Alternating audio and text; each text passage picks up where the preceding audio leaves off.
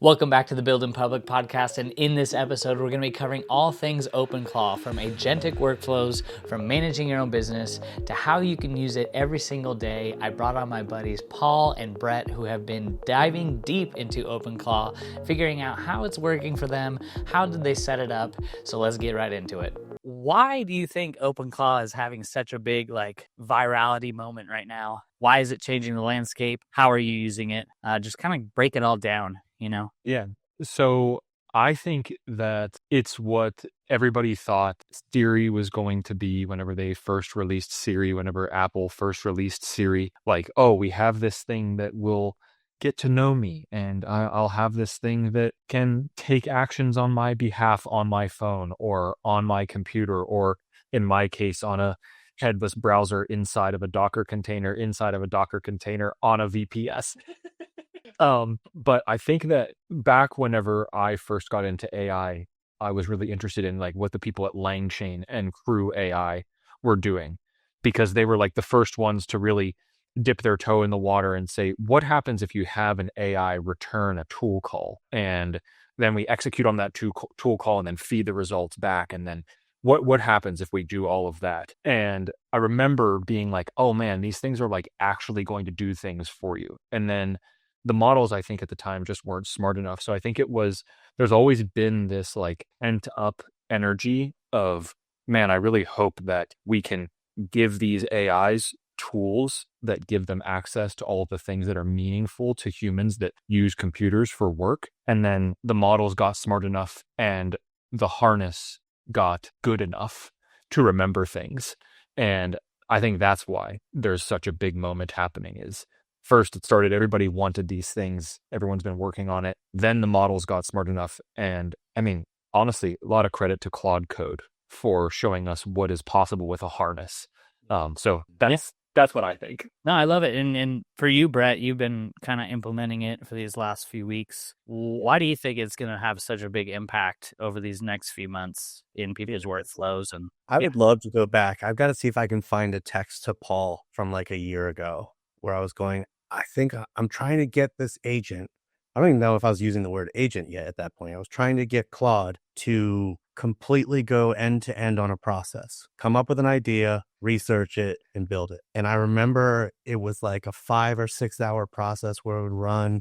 And at the end, when it was done, you might get a semblance of a web app, right? But not even the stuff that we can one shot today. And that was 5 or 6 hours. So I think it's exciting because this concept has been kicking around for a while now. And it's the first aha moment for everybody where you go, wait, I can just ask it to do more work. And I think that this was just the perfect combination of things that existed, really. The tool calls, cron jobs, local file storage. Somebody just took the time to orchestrate it really well and make it so with one command line prompt, you can have this thing up and running. Now, obviously, we saw a lot of blowback from people oh, it's a security nightmare. It's well, yeah, he basically just gave everybody the nuclear codes. It's up to you to use it to create renewable energy, not to implode your system and delete your database and give all your customers' records away. So I posted something on X about how we were given the fastest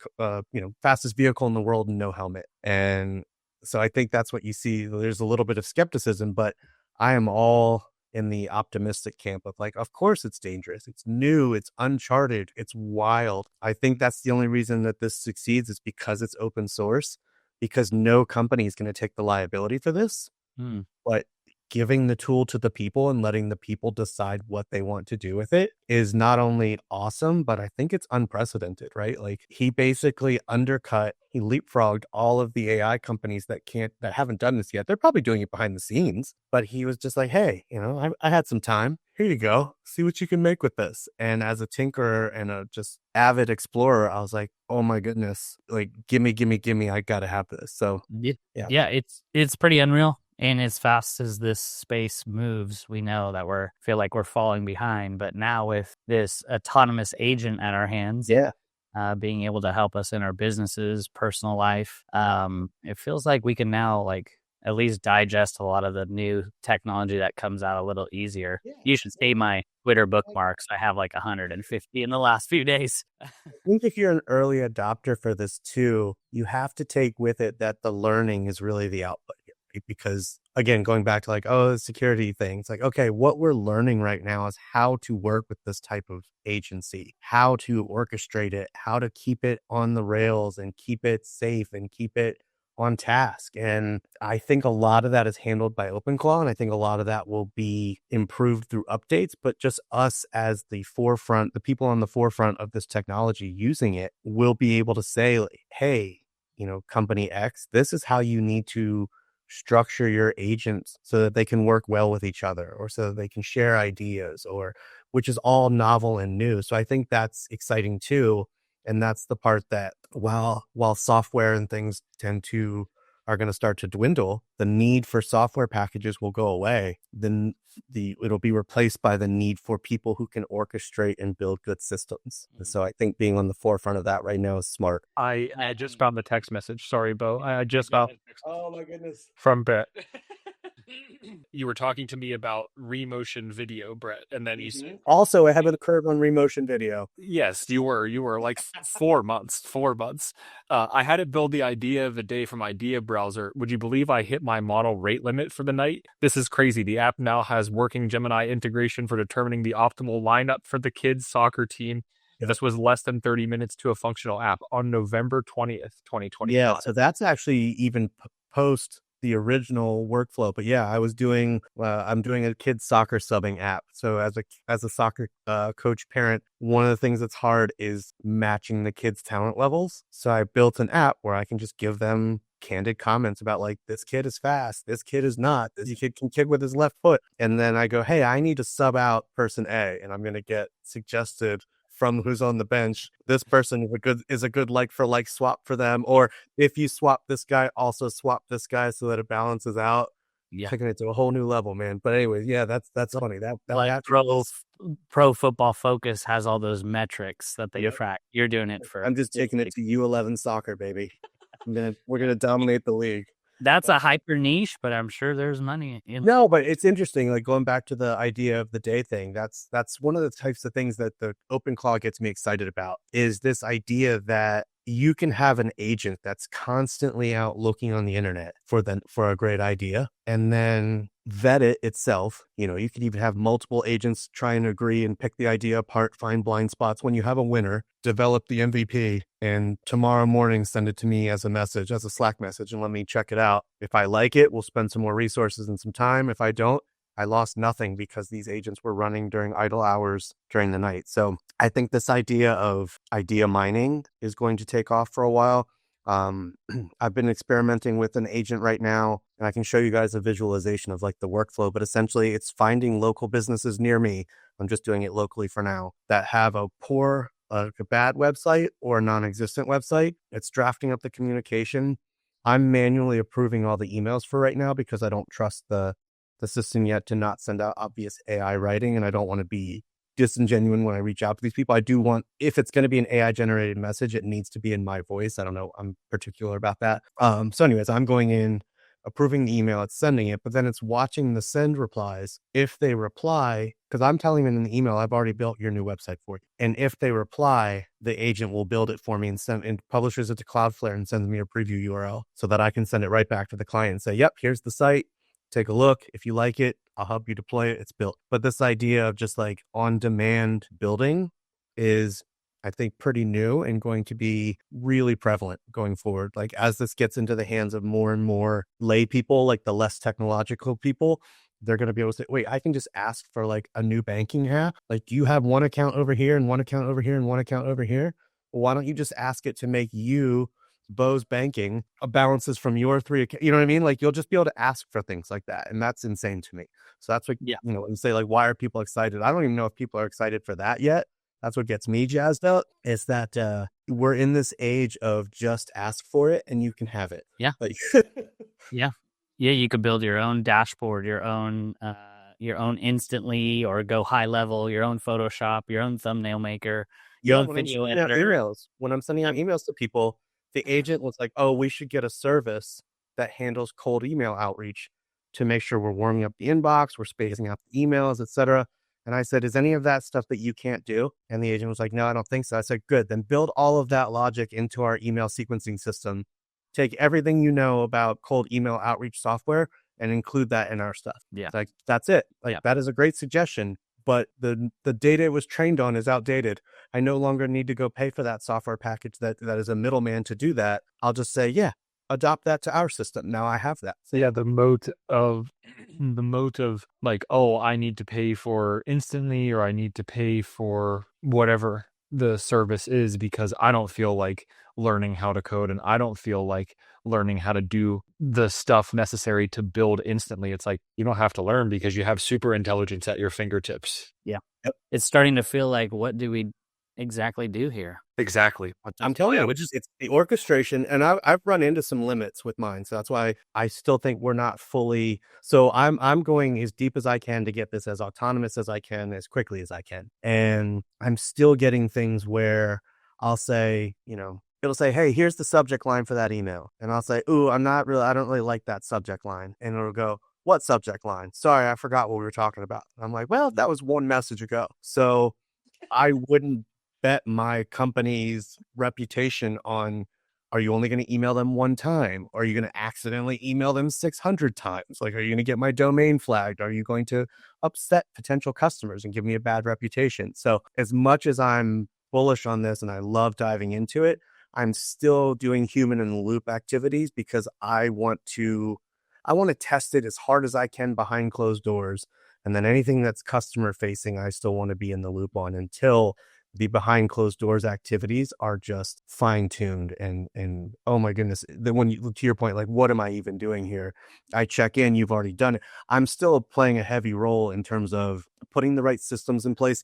And honestly, it's a funny thing, like just giving it the nudges that it needs. Like, for example, that email sequencing thing, it doesn't think like, oh, I can just build that for you. It's like, hey, there's software out there that does it. And I have to say, well, couldn't you just make that? And it's like, sure. Yeah. So yeah, I think being involved in that process still matters for now. And, will it matter a year from now? I don't know, but I think being in this early adopter group, I'm not afraid of that because I'll be on the next thing. Yeah. That's emerging, but I do think this is a wave that you've got to ride, or you're sitting on your board waiting for the next one to come in. Yeah. Yeah.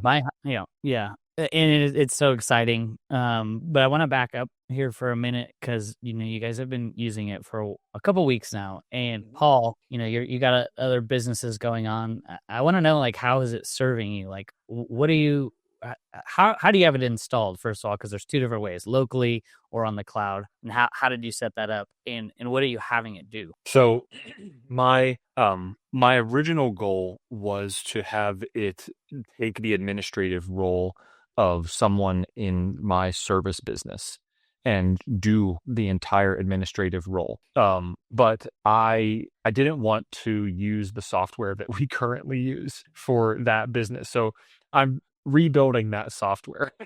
The system of record that we're using for that business, I'm completely rebuilding it. And I'm rebuilding it because that software doesn't expose an MCP, a CLI, or an API, which, in my opinion, brief side note, is just like the easiest way to light your business on fire today. Is like, if you don't expose an easy way for AI to interact with your software on behalf of a user, like, you're like knowingly staying behind. And interestingly enough, I could build an API on top of this other company's software, but it's not a public API. It's not maintained. It's not managed by them. It's just the endpoints that you can see inside the network logs.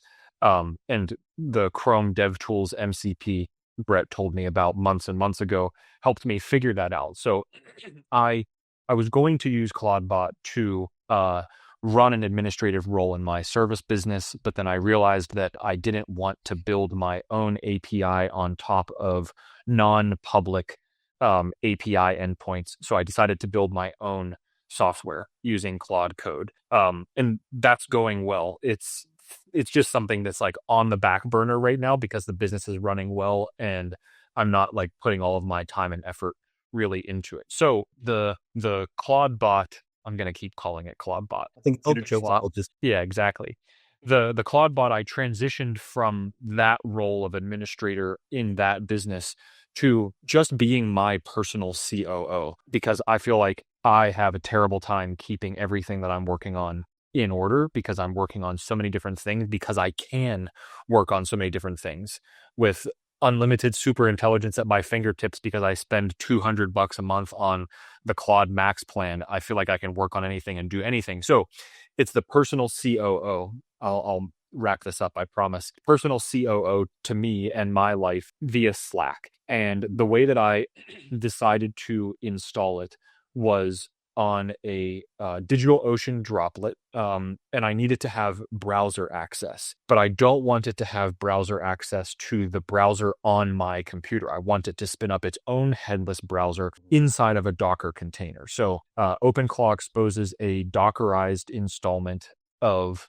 OpenClaw, and then you can install another Docker container inside of that Docker container where OpenClaw is running. That's effectively a tool, and that Docker in Docker is the OpenClaw opening a browser. So OpenClaw runs inside Docker number one, and then inside Docker number one, there's a second Docker container that holds just the browser volume, so that it can effectively reach in and say, hey, let me see this web page, and it can go through the entire web page and navigate the web page all 100% in the cloud without ever having to have it on a local computer. And the way that I set that up was I gave the docs for OpenClaw to Claude Code, because I don't know how to set up Docker in Docker. I didn't even know how to SSH into a VPS. Like, I didn't know what that meant at all. I didn't know that I had an SSH key on my machine. So I said to Claude Code, hey, I want to set this up in the most secure way possible. Every single step that you take needs to be done in the most secure way possible. And it SSH'd into the droplet. It installed OpenClaw. It installed the Docker inside of the Docker container. It communicated through the Slack MCP with my OpenClaw instance and set it all up for me without me ever having to lift a finger. Now, I went back in and did a security audit of what does this mean? Why are we doing it this way? Is this the most secure way of doing it? Yada, yada. But yeah, I had Claude Code set it all up for me by SSHing into a DigitalOcean droplet that has the Docker with the Docker in Docker installment running. And it's fantastic. I can go into more on what it actually does for me, but that's a very long answer to your question. Mm-hmm. No, there's multiple ways to do it. Everyone's buying Mac Studios and Mac Minis, and it's not the only way.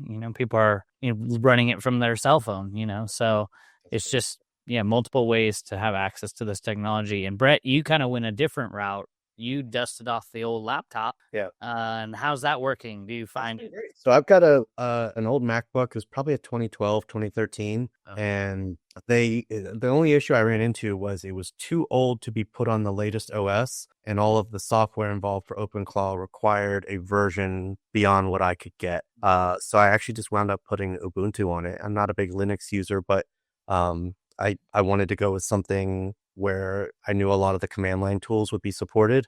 And so stuff that works on Mac and Unix is going to work on, obviously, Linux. And so, yeah, I haven't had any problem with that at all. Honestly, it sits over here. This is so funny because when I first set it up, if I would close the lid, it would shut itself down. So I open the lid, it boots up. I messaged my OpenClaw instance and I said, hey, the machine you're on shuts off when I close the lid. Can you find the setting for that and turn it off? And I was like, yep, no problem. Now you can close it. And sure enough, I can close the thing. I messaged him and I was like, you still there? And he's like, yep, is the lid closed? And I was like, it is. It's success.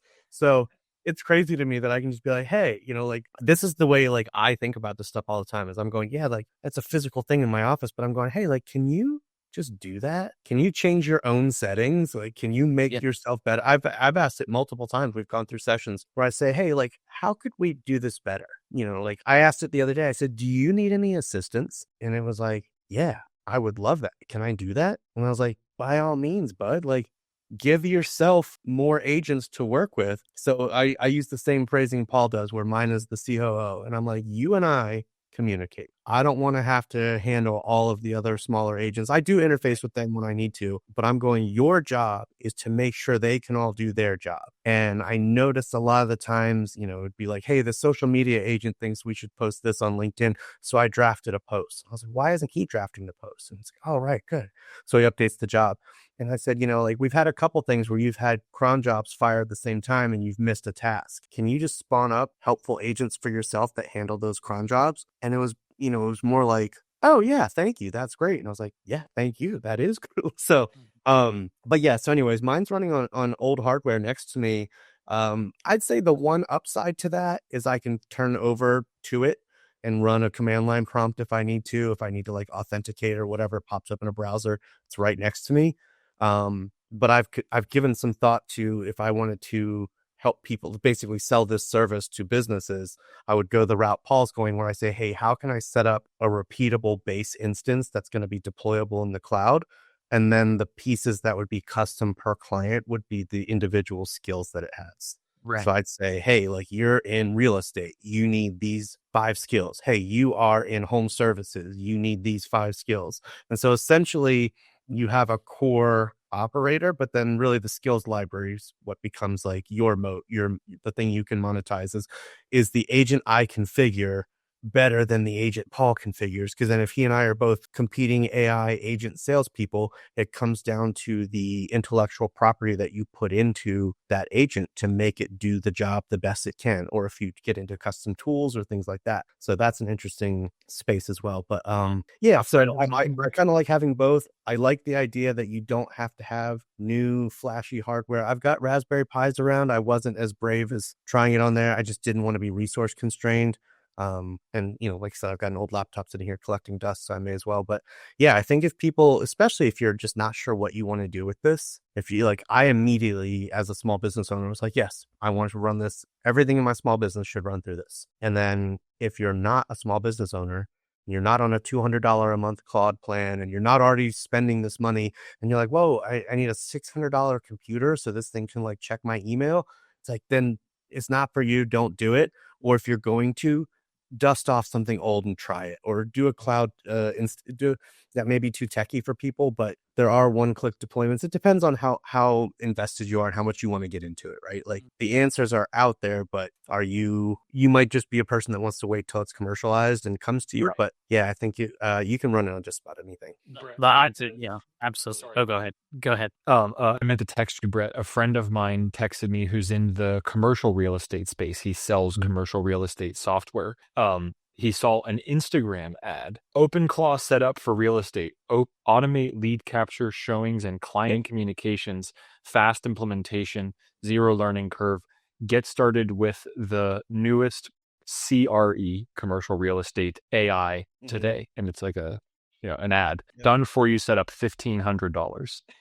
I mean, with how much like marketing is being done by everyone just talking about it and it like making its way to Instagram, probably a great model to follow, especially if you could just have Claude Code do it all for you. There's a guy. That to me is the cheat code, right? Is that like we're doing all of this? It's not because like I have some deep technological understanding of OpenClaw. I was literally the other day, this is very silly, but I don't mind sharing with you guys. I tried to get OpenClaw to change its model to 4.6 for Opus as soon as it came out, and that wasn't a supported thing, so it would crash itself. Well, now the assistant I would have fix it has just crashed itself. So I literally went on that computer and said, hey, Claude Code, I broke my OpenClaw instance by doing this. Can you look at the config and fix it for me? And it was like, yeah, no problem. Oh, I see. You put an unsupported model. Yep, I rolled it back for you. You're good. I also did some research. That model just came out today. You might want to give it a day or two and they'll push an update. It's like, cool. Thanks, other AI. So yeah, I'm at a point now where I'm using this stuff enough that like, if it goes down, I'm going to go, well, who's managing the social media content calendar? I'm not. Right? Yeah. It messages me on the days I'm supposed to post on the platforms I'm supposed to post with the topic I'm supposed to post. And I'm like, thank you. I would not have done that. So to me, I'm getting so many things done that I would have put off. So as a small business owner, I'm just worried I'm trying to grow business, right? I'm trying to bring dollars in the door. And I'm going, man, I don't want to post on LinkedIn, but like that gets eyes on the business, which gets dollars in the door, right? So you're supposed to be doing this stuff. And it's like, but who's got the time? Well, I've got as Paul said, infinite intelligence at my fingertips now. And for $200 a month, I've got as much of my business running itself as I can. I mean, at least for now, at least with what I'm comfortable with. We'll leave it at that. I predict like a hot take right here, and maybe no one agrees with me, but Mac Minis, Mac Studios, hardware in general is going to go through the roof because now people can buy this technology and run local models. Why would I need to pay for a cloud subscription or anything like that? The Chinese model definitely having up, Kimi K2, the hack, ELM. So you're definitely going to have that. And there are going to be companies, I think, that do that for privacy, especially. But I do agree. I would do it as a backup. And I'm just snobby, I guess, about, my Opus 4.6. I hope I watch this back a year from now and Opus is like the garbage model. But anyways, like who's the winner? Yeah. So yeah, I mean, I would love to basically do that for budgeting purposes, like, hey, offload tasks to local models. Or the other day Anthropic had an outage, and I was literally like, well, yeah, I'm going to take the day off. Like that's it. And if all of my clients were also on that and they're all emailing me and saying, hey, my agent isn't working today, I don't want to say too bad. So I guess for something like that, maybe the cloud instance needs to have a failover to, to another company's model, because now that I'm thinking about that, that would be more than an inconvenience. It'd probably be a terms of service breach. But anyways, yes, the big local models would be cool, especially I'd like to do some machine learning stuff locally. Like I've tried to do image to this is getting nerdy, but image to STL generation. So STLs are 3D models for 3D printing. And there are sites online that will take an image and infer the rest of it and make a 3D model. And in the age of not paying for software, I'm going, wait a second, how do I do that? I don't want to pay you to do that. I want to do that. And from what I understand, it's typically like neural network type stuff. So I wouldn't mind buying software with a GPU acceleration for that. What I like the most about OpenClaw and just the technology overall is that it learns about you. It remembers it. It learns skills, and it's better at those skills as things come out. A new release, a new model comes out. It can go get the documentation, add a skill markdown file, boom, done by itself. I don't need to say anything. Well, and you can you coach that, which is crazy to me. You can say that thing you and I just went through to get to here, make that a skill. So it doesn't even have to be something that's existed previously or a scenario that anybody else in the world has ever run into. This is an aside. I'm going to do this for Claude Code because I had to do it twice. I'm like, well, this should be a skill. I want it to use Nano Banana to generate an app icon for me for a mobile app, and then have a skill that also generates all of the other asset sizes for the different app store submissions, the splash screen, the retina display. Like, go generate it and then have a skill that makes all of the other stuff I need, because I don't want to deal with that. Here's a skill for capturing screenshots in the correct aspect ratio and size, right? Open up an emulator, screenshot it, navigate the app, screenshot it. So yeah, like, I don't want to do any of that stuff. It's just wild that like we're at that point right now. Like I have an agent right now that like whatever I want you to do, as long as it's technological, it's not folding the laundry, there is no limitation at this point. There's trust. I would say the only limit is how much access you'll give it, and beyond that, it'll do it. So as far as like the orchestration, you have the brain, then you have the muscles, and you're more than likely just talking to one agent, your COO or whatever, and it handles the rest. Paul, like, what do you have as the main brain, and what do you have as like the muscles? Because it can be kind of costly if you're not supposed to use the subscription. Well, it does say it in the docs for OpenClaw, but I heard of people getting banned, and then I'm definitely using API cost. Yeah. Oh yeah, I heard someone said went through $100 in 2 sentences through the Claude API. So wow. How do you see like people handling that? Like how does your flow look like? Yeah, so I have it. I mean, I don't know why Anthropic would allow you to do Claude/token if they didn't want you to use the auth token for Anthropic for third-party services. So like, I'm just using my subscription, just using my Mac subscription. Yeah, because am I using a third-party service? It's me. It's not like I'm not reselling it. I think that would be a problem. If I was selling Claude Code instances and using my subscription to power it, then I'm taking something and chopping it up and reselling it. I could see them having a problem with that. But this is just a layer on top of a terminal that I was already using. So Yeah, I mean, I don't understand. Like I said, I don't understand why they would give me the ability to get my auth token and connect that to my $200 worth of tokens per month, at whatever value they value those tokens at. yeah, and they're tracking it. Not like, oh, $200 got you in and now you can abuse it. You're tracking it. If you hit your limit, you can either turn on billing or wait for a reset. Exactly. So. Exactly. Something real quick that I think you guys might find interesting. Well, actually, Bo, did I answer your question? Oh yeah. Well, how do you have it set up? You know, like you using Opus 4.6 or what with the brain? I'm using Opus 4.6 for everything. Honestly, I'm using it for everything. I'm crossing my fingers that like my over usage of Opus 4.6 will give me access to the 1 million context window whenever they release it to the normies that aren't on tier 4 of the API. Because I'm certainly not going to pay the amount of money that I need to get to tier 4 of the API. No, so not unless I'm reselling it, in which case I'm making enough that great. Exactly. So yeah, just Opus 4.6 for everything. Like I've been the same way, and I think it's out of laziness because I've heard that like Codex 5.3 is a better coding model. And I'm going, it might be better, but Opus 4.6 is so good that I don't know what I'm missing. If there's a slight edge to it, I don't feel like, to me, the managing of 2 accounts would be worth it. So that's been my take up to this point. I think if I got to a point, again, where I was productizing this, I would look at how can I do API cost savings, which model is better for what type of output. But no, for convenience sake, and I have not found anything that Opus 4.6 is like woefully lacking in where I need a supplement. Yeah. If I'm a business owner and I don't know anything about AI, how am I implementing OpenClaw? What would be they me? A bunch of money, and I'll do it. Do you hire someone like Brett or someone that's got it going on already? I'll tell you what I do. Honestly, like and this is like from my sales perspective, whatever you want to call it, I'll tell you everything because it's up to you if you want to handle that technical complexity. So my view on all of this is that everything is available to everyone, right? You can make an app, but Bo, you've gone through this. It's that step to tie it into a database, to add payment, to get distribution, right? Anybody can now hop on a computer and say, build me an app. That's awesome. You should totally do that. But if you're like, hey, I want a production level application that I'm going to productize and make money off of, I think you'll find that there's still a lot more work to get to that point. And if you want to take that on, I will happily show you the roadmap. I'll show you the steps. Yeah.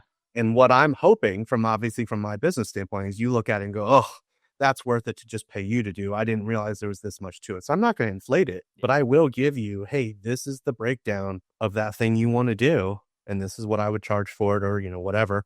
And you decide, man, because like at the end of the day, I would be just as excited for you if you feel empowered to use this technology and build your own thing, because that's the most exciting thing to me is that it is in every person's hands at this point to just build anything software related that you want. Yeah, I was trying to find it, Bo, to answer your question about how would someone get it set up if they wanted to do it. I don't have any idea how secure it is. I don't really understand exactly how they have it set up. But there's myclaw.ai. A friend of mine sent this to me and had his instance set up on there. They charge $20, $40, or $80 per month. And it just seems like they're reselling VPSs similar to how I have it set up.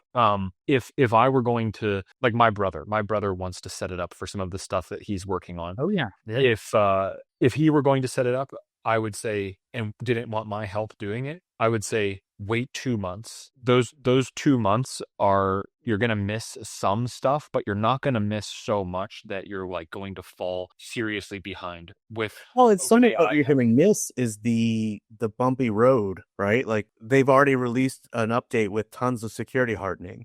Yep. The earliest of the early adopters, like the only thing you missed if you're late to the game was the the Wild West version where it was just, flying on the credit card on time. so it could go. And it's really something to be said for like kind of timing that attack, right? Like you don't want to miss it and be behind the curve, but you also don't have to be first. Let the first line go and get slaughtered, and then come in when things have settled down a little bit. Yes. Yeah. I totally agree. And I think with OpenAI having hired Peter, the guy that created OpenClaw now, they're probably just going to take the agent builder that's like N8N that was supposed to be the N8N killer that never went anywhere. I don't know a single person who's ever talked about using it. They're probably going to take that and figure out how to make that OpenClaw, but with some kind of user interface instead of having to go into Google Cloud Platform, GCP, and figure out how to give the right scopes so that you can have the GOG CLI connect to your email and all of those words that no one understands really what they mean. Like they're probably just going to have a node that's like, connect to your Gmail, now authenticate. Now you have this thing that you can chat with that's like essentially a replacement for Zapier. Like the surface of people that understand Zapier, 10,000 times larger, like hundreds of orders of magnitude larger than the people that have the time to open up a terminal and even tell Claude Code to install ClaudeBot on their own computer, let alone install it on a VPS. So I say wait 2 months if you're a business owner. What do you think about, I just feel like Anthropic really kind of missed the boat on the whole, I mean, it was literally called ClaudeBot, but what do you think? Where does OpenClaw go from here? What do you see it? How do you see it benefiting OpenAI? And I hope for our sake that OpenClaw continues to thrive. I would really hope that the creator, when he goes to OpenAI, part of that deal is, hey, I'm still contributing to and maintaining my instance, like, because that's that was my passion. I hope. I don't have any knowledge of that or insight, or I haven't read anything about that, but honestly, I think at this point, the open source community would be happy to just keep driving that forward and fixing bugs and adding features. I mean, we could probably just put a team of OpenClaw agents on maintaining and improving OpenClaw and just set this self-recursive improving thing. So yeah, I think it's going to start. It's interesting that he went to OpenAI because I'd like to see what's the ripple effect of that. Do we start to see like that agent builder stunk? It was just a Me Too product. Like, hey, yeah, we also have that now. And it just felt kind of like sort of just thrown out there and you can pick it up if you want, but we don't care. And I'm hoping to see, they're also doing like the Chat GPT kind of like app store concept, and they're leading the way on that, starting to combine these two. It's like, okay, do I have like a personal shopping agent that can go do, looks at my cooking app and then goes to my Walmart agent and, through an API and partnership there, builds out my grocery cart, schedules it for delivery. Like, I don't think we're that far from that. And I think putting somebody like Peter in there helps start connecting those pieces, like the way he did with OpenClaw, saying like, hey, this needs to talk to this, or disparately they're not valuable. Yeah. Go ahead, bro. Go ahead, Bo. No, so I was going to change the topic as far as like human and AI are becoming almost one, year over year as we get closer to this AGI paradigm shift, because I just saw like the Meta, glasses are now, having software built in where you basically could just go to the grocery store and, scan every grocery on there and have your, ClaudeBot buy it for you cheaper online and be like, hey, my nutritional information from looking at stuff. Yeah. It's just, it blows my mind. And I know it's scary to say, but it's going to soon be integrated with us, and we will have this extra second brain literally built into people. It's crazy that like the mobile phone will be the antiquated technology, right? Like, oh, remember we used to have to take it out and unlock it, and then I had to scroll and find the app. You know what I mean? Like that's gonna be like our kids' horror story of like, oh, I was born before the internet. They're like, there is no before the internet. I got the chip, the M4 for my brain. Yeah, they're gonna be like, oh, like you didn't just think things and see it in your contact lens. Like, right? No, not back then. Like back then we had to like intentionally pull something up. Like, so yeah. And it's, I get excited. It's also freaky. You talked about like human and AI becoming one. Like, I am not blind to the fact that there's going to be massive disruption from this technology. And I don't think we're a society. I don't think we as like a global society have any notion yet of what we're going to do with this ocean of people that are displaced. And permanent underclass. Yeah, and obviously we've gone through this historically, lots of examples are thrown around, right? Industrial revolution, the coming of the internet, all that type of stuff, yeah, everything has caused disruption, and then there's been a recovery. And up leveling. Yeah, but this is the most widespread and white collar, honestly, impact that I think we'll have ever seen, right? And I do think there's going to be creations of new jobs, obviously, like agent orchestrators, skill designers, things like that. But I don't know that the need for that is going to be enough to take on the amount of people that were displaced. I mean, I've had conversations with people about, will there be universal basic income? Like, that's a real consideration, right? Like, if you can't be employed, are you owed some level of cost of living because there's just no job for you? Like, I don't know what that looks like. I've got 2 young kids and I'm going, guys, I don't know, like, if college matters anymore. I mean, that's where we're at, right? You drop this and I go, does a degree really matter? Now it becomes about very specifically the career. Like, if you're going to be a doctor, yes, you may not just use AI to train yourself. Right. But if you're going to be an accountant, you don't have to go to school for that anymore. So I'm going, I don't know what to tell them. When I was a kid, it was like, oh, you go to high school, if you can, you go to college, and that's what you do. And I think we're already seeing right now, like, the lack of value in a degree when people are getting out of school and they're like $400,000 in debt and can't get a $60,000 a year job. So yeah, this is going to be, I'm firmly of the mindset that it gets worse before it gets better. Not to be all doom and gloom when I'm all like rah about AI. I think the technology is incredible. I am an optimist that the benefits will outweigh the costs, but yeah, we're in for a rocky ride for a while we come up with policies and regulations. And I think one of the greatest skills a person can have is learning new skills, and especially this new skills that change every day. It's like what you learned last year is probably irrelevant.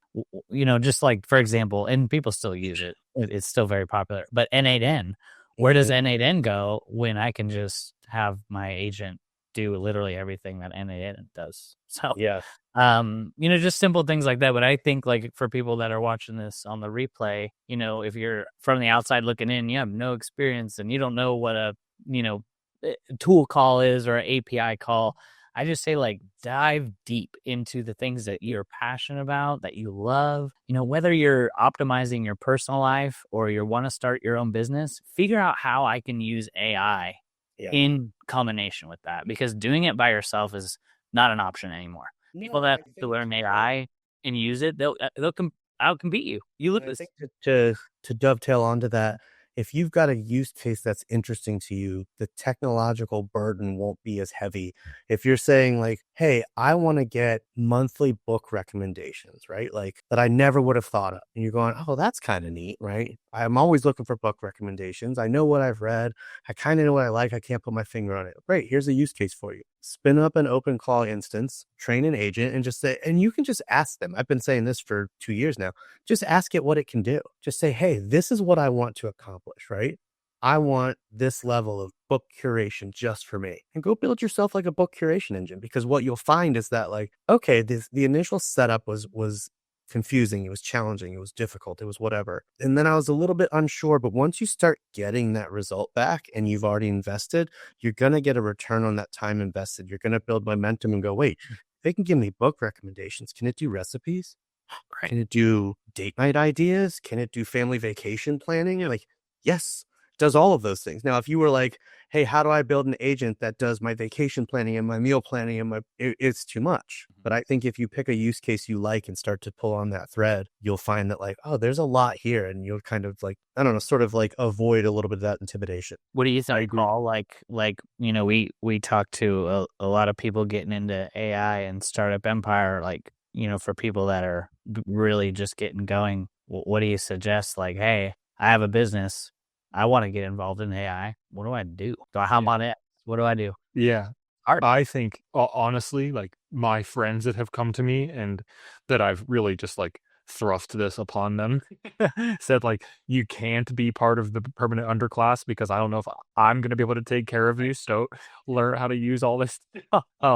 What I suggest they do is figure out what a terminal is and figure out how to run the Claude command in the terminal and use Claude code. because I think that things like Lindy and things like Manus and things like OpenClaw, even there's the standard chat applications, then there's like the Lindy and the stuff that I just said, and then there's Claude Code. I feel like Claude Code is like the stripped down version. Like there's no extra fluff around it. You're interacting more with the bare model, if you will. And there's not like, it's not going to do things that Claude on the computer or in the browser wouldn't do. But I do get the sense that like if you want to have the purest experience with AI, Claude Code in the terminal is still the best way to do that. And I feel like the harness that they have built around Claude Code is still better than Claude Cowork or better than Claude in the browser or better than ChatGPT, whatever, for all things. Like, oh, I want you to use the whatever MCP to do whatever ABC things for me. Okay, no problem. It has nothing to do with code, but like its ability to like stick its tendrils into things and actually do things for you. The terminal is intimidating because it has been made intimidating by developers who use acronyms to make things sound more difficult than it actually is over the past 50 years. So that's what I would say is start with Claude Code in the terminal and learn how to use that because it's the purest experience in my opinion, other than making API calls, and that's boring. Claude Code still blows me away. And still, like, I was using it today. I texted Paul earlier, but I think it may have been in a group text. I don't remember. Yeah, it was. And I said, I had this thing one shot a mobile app, right? And at the end, it was like, do you want me to build it and test? And I just wrote, yes. And I think it's going to write like some unit tests or, do something. I don't know. Just build it and test it. Yes. And it opens up the iOS emulator on my MacBook. It goes through probably 15 rounds of like mismatched dependencies, this version on this phone, this version we were using, this version of Expo, and it never comes back to me. I'm just watching it and it's going through all of this. It's fixing all the dependencies and I keep seeing the screen refresh and then finally the app comes up and I'm like, oh, that's awesome. And I think like we've done it. And then I see in the console and it's saying, oh, I don't have like a clicking library installed here. Let me find one and get it.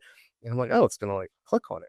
Next thing I know, it's like testing the mechanics of this game and making sure that like when you run out of moves, does it correctly end the level? So it'll run itself out of moves, take a screenshot, evaluate it and confirm that works. And I didn't ask for any of that. I agreed to like, build it and test it. And it was like, great. Here's like a fully tested, clicked through mobile application that was developed in one shot.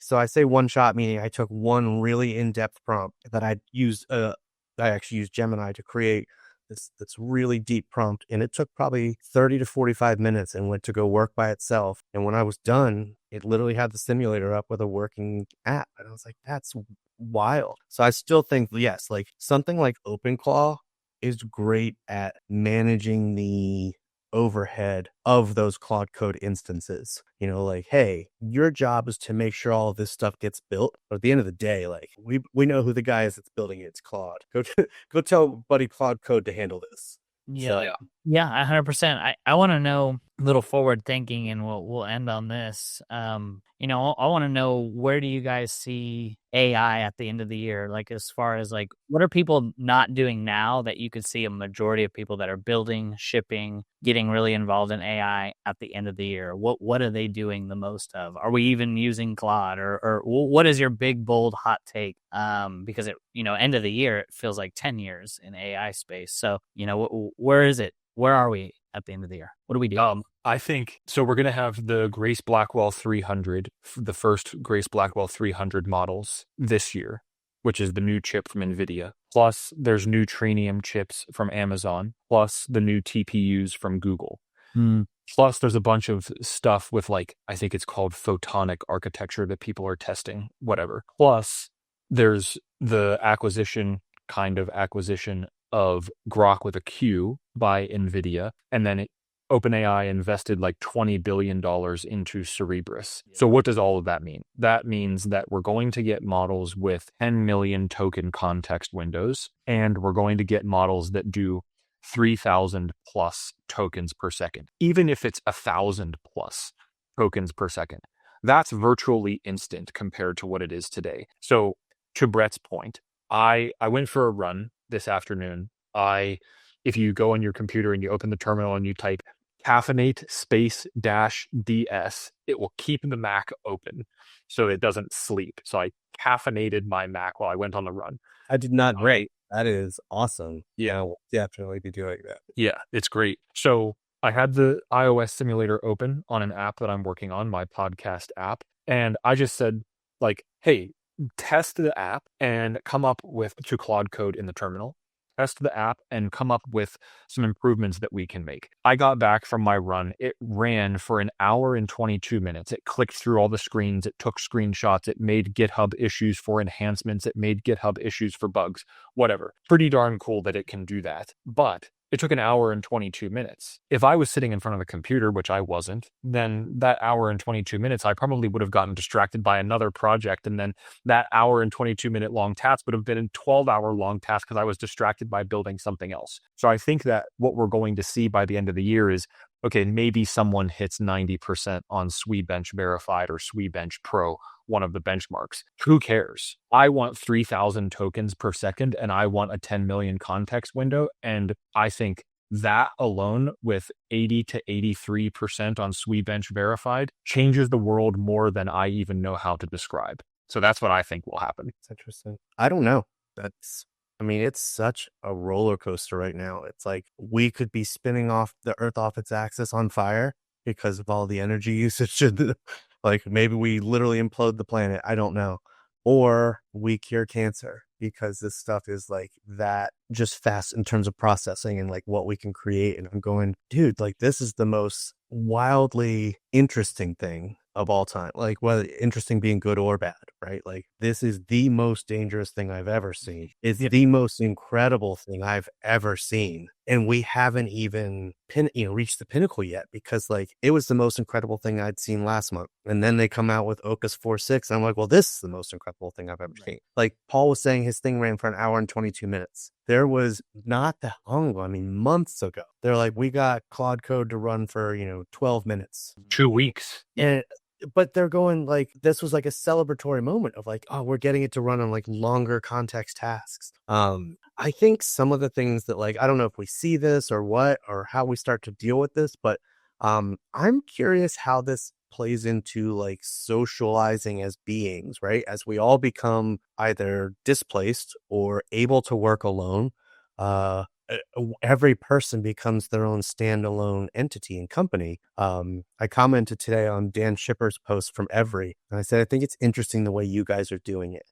They have an ecosystem of software with individual developers that are working as teams. And I'm like, that's interesting to me because I think you might see more of this coming together of disparate ideas because of the social connection of like, I want to build a housing company to work with my friends and be around other people. I just no longer need a graphic designer and a copywriter and a developer and a COO and an admin. I just need me and all the agents to run it. But man, I sure wouldn't mind hanging out with some other people. Hobbies. Start to see those like conglomerates kind of come together and maybe their software packages like Every, or maybe they're just like sort of, I don't know, it's not co-working, but I don't know what you call it, but cohabitating, because otherwise we're going to be kind of isolated and hanging out by ourselves with our weird robot friends. Yeah. My hot take is that Half-Life 3 will be released by the end of the year. Nice. Yeah. Nice. No, but in all truth, I think that just being able to have this technology in the hands of people that are builders, tinkers, shippers, even people that are just interested, it just kind of makes us better people, like just really like, I'm always trying to like get better every day, and you can only get so far. So to have an agent working in the background, curating your book selection, creating recipes, or just like the simple little things, I think matter. Teach me French. Yeah. Right? That's wild.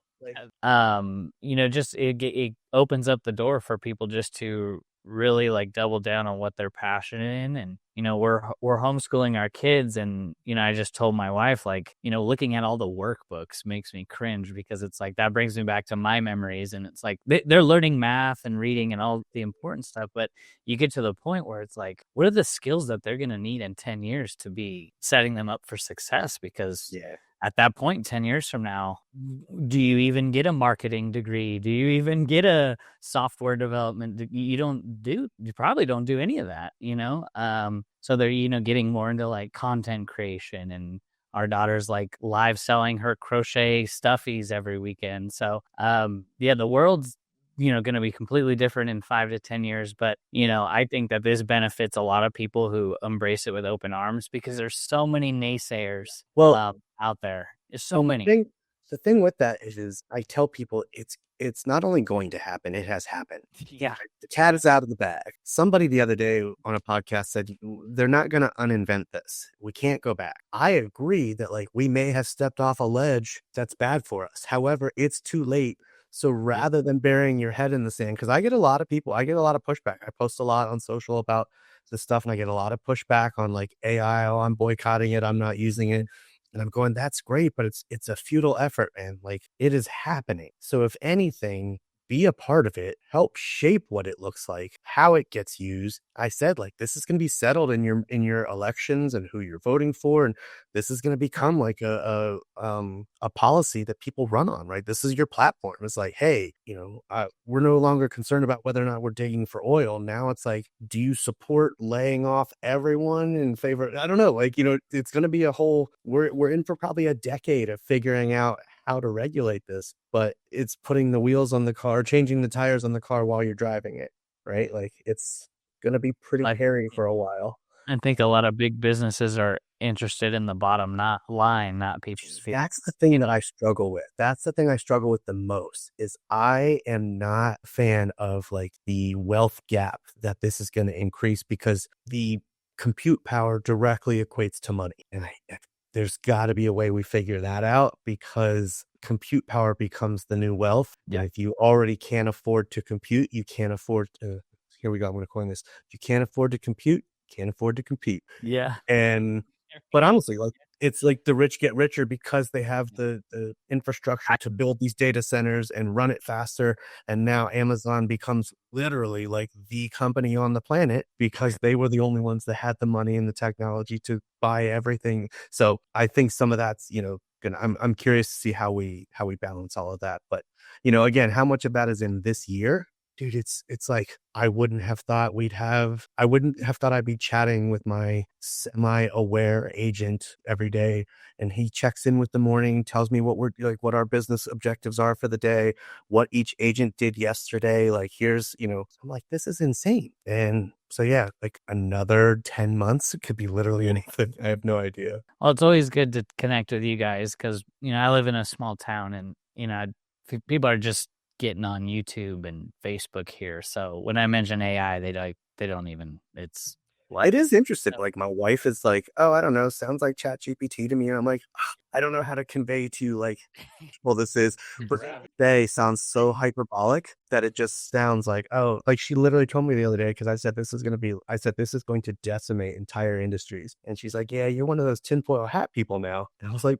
ugh, if the tinfoil hat people are dead on, then yes.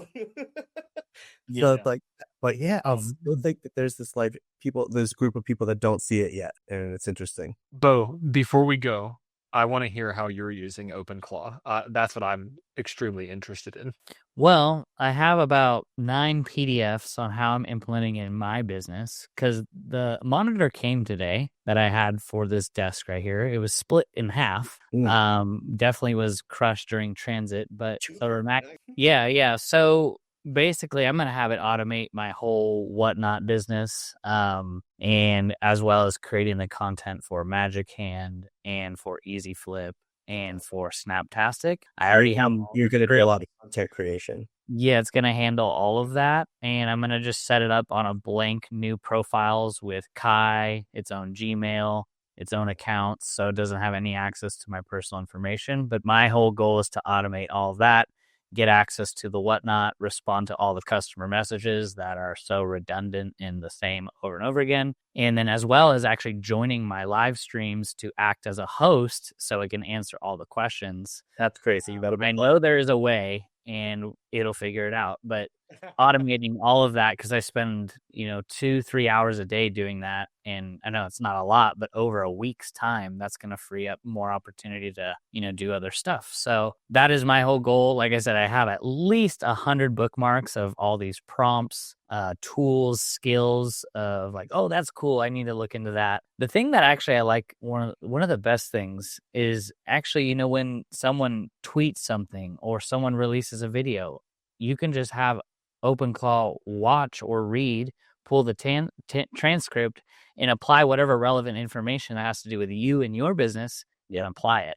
So I don't even have to watch videos or look at tweets anymore, because I can have a Claude bot doing that for me in an agent. That's where I'm going to put it to work right away, because I spend time doing that, and all like the scripts and figuring it out. It's going to just do that for me. Nice. As well as actually a lot of the bookkeeping too. And I know it's scary to hand a lot of the financial private information to like an AI, but for Quicken, I could just export the CSV and have it just do like a financial audit, and as well as my personal account, like, hey, what subscriptions am I paying for that I don't use, or simple things like that to help bring costs down. But I would say Claude in general, using Opus 4.6 to manage and run our resell live sell business, there's no way I could do it by myself. And it can go to my shipping page, pull the numbers, how many we sold, who did the show, how many hours was it, how many units did they sell per hour, what was the profit per hour. It can create an Indeed post to hire another streamer. And that's just the start, but I just see like, wow. And actually, my wife, I want to create an agent for her, because she's really seeking a lot of medical advice for her neck. And it's for our kids too. They love building and creating games, and our daughter likes crocheting. So building them their own agent where they can be like, they are always asking us questions like, we don't know, ask Claude. And they bring out the iPad and Claude's like, oh yeah, sure, let me pull that up for you. And it's like, my 11-year-old today was like so upset because he's like, hey, you said something about Opus 4 point something. I was like, yeah, 4.6. He goes, well, when I go to Claude, I have Sonnet 4.5. And I go, yeah, you're on a free account. And he's like, well, he's like, what's your account? And I was like, well, I'm on like the max. And he's like, well, how much is that? I was like, $200 a month. He's like, what? And I was like, sorry, bud. Some things you got to wait for till you get older and get a job. So yeah, he's already a model snob. But no, it is funny how like my kid is coming to me and being like, wait, I want like the flagship model. I don't want to be on last year's model. This is old. There is a big difference, actually. Yeah, huge difference, because I actually had Sonnet 4.5 make a employee schedule, and I had already done it with Opus 4.6, and wow, it got the names wrong. It had like Summer working at the graveyard shift. I'm like, she's got 4 kids. How is she going to come in at 12 at night? It just got everything wrong. And I was like, I'm glad I'm not using. And Sonnet 4.5 seemed amazing, 2 months ago, but it just really, They built all of Magic Airbow. Well, basically with Opus 4.6 and the new teams that came out a couple weeks ago, it basically rebuilt a lot of the back end infrastructure for Easy Flip. I think I want to go back now with 4.6 and have it review projects that I've already published. Yeah. But, hey, tell me a look. We were flying pretty bomb back then. Hey man, I'm I don't know, lead by example, right? Like I do feel like it's important. Like I'm in this space, right? I'm trying to like help other people use this stuff. And I think being the first one to touch it and see if it's hot makes sense, right? Like let me try it and then I'll tell you like if it's suitable for you or not. Like I'm in that world. I don't mind. Like mine's on an isolated computer, doesn't have access to anything that can truly hurt me aside from blowing up my usage bill. And when I could build in safeguards for that, things like that. But yeah, if it totally imploded today, I'd be okay. Now that being said, though, I do depend on it heavily. So I would be distraught not having I think I have like a 7 agent team at this point. Like they're all working on different things. And one of them this is interesting. I gave one of them complete control over a directory that I run just as an experiment. Same thing, low stakes. If it should totally implode it, I was making $15 to $80 a month. So if I lose that sweet gravy train, that's okay. It's worth it for the science. And I checked this earlier. Over the last 2 weeks, my visitors has gone down 2%, but my page views went up 27% and my bounce rate went down 17%. So since he's been in charge for 2 weeks, page views went up, bounce rate went down. That sounds like ad revenue to me. Yeah. I basically gave it the mission of like, your job is to grow organic traffic to this site. So that's an ongoing experiment I've got right now, like kind of testing the waters of like, how autonomous can you be? I don't want you to ask me anything. I don't want to be involved. I just want to check the analytics and see that we're making more money than we were when I was doing it. It couldn't be more exciting. Absolutely. really cool. Opportunity everywhere. It's hard to stay focused, but I love connecting with you guys just to, catch me up with what you guys got going on. And it's awesome to be building along other builders. We should put another one on the books and see what's changed, 3 months from now. Yeah. I mean, App Brett, and be like, oh my God, can you remember when we used to have to chat? well, Brett, remember, I think the first podcast, we had you on, I don't even know, we were talking about something amazing. And now it's like, Remember what model we were on back then? I think that's War One. Yeah. War One. I had just made the switch over to Claude Code maybe 2 weeks before that and was just loving it. And however long ago that was, I'm still on it. Never went back. Yeah. It's just the consistent ask it to do something and be amazed at what it gives you back. Well, I'd love to have you guys on again and be able to kind of talk shop and see what's going on in the AI verse. But if you guys are watching this on the replay, comment down below where you're at in your AI journey, and we'll have to do this again soon. All right, bud. We'll see you guys in the next one. See ya.